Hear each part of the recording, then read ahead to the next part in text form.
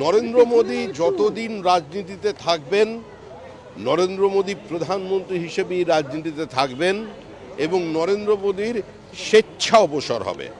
নরেন্দ্র মোদী অপরাজেয়।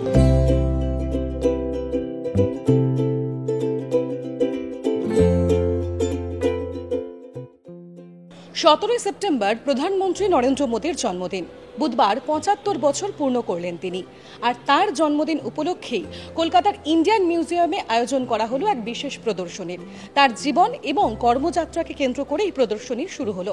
আর এই প্রদর্শনীর উদ্বোধন করলেন রাজ্য বিজেপি সভাপতি শ্রমিক ভট্টাচার্য, ছিলেন বিজেপি নেতা রুদ্রনীল ঘোষ, লকেট চট্টোপাধ্যায় থেকে শুরু করে একাধিক বিজেপির নেতৃত্ব এবং কর্মকর্তারা।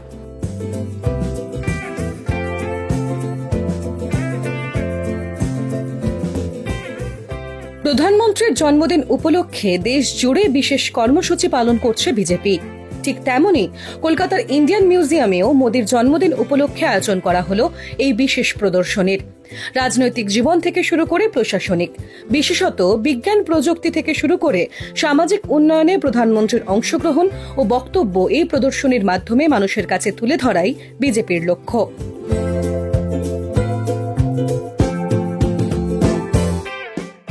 প্রধানমন্ত্রী নরেন্দ্র মোদীর কোনো বিকল্প নেই। তিনি যতদিন রাজনীতিতে থাকবেন ততদিন প্রধানমন্ত্রী হিসেবেই থাকবেন, দাবি রাজ্য বিজেপি সভাপতি শ্রমিক ভট্টাচার্যের। এই মুহূর্তে সারা ভারতবর্ষের কাছে নরেন্দ্র মোদীর সামনে অন্য কোনো বিকল্প নেই।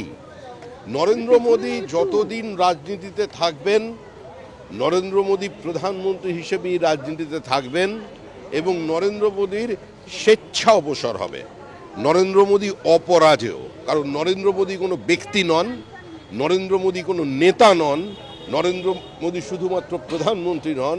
দীর্ঘদিন ধরে ভারতীয় সভ্যতার যে অবহেলা চলেছে, ভারতবর্ষকে পিছিয়ে দেবার যে চক্রান্ত চলেছে, যে কলোনিয়াল হ্যাংওভার থেকে দিনের পর দিন ভারতীয় সভ্যতা এবং সংস্কৃতিকে যেভাবে পিছিয়ে দেবার চেষ্টা চলেছে, তার প্রতিবাদের প্রতিধ্বনি নরেন্দ্র মোদী। সেটাকে কেউ বাজেয়াপ্ত করতে পারবে না।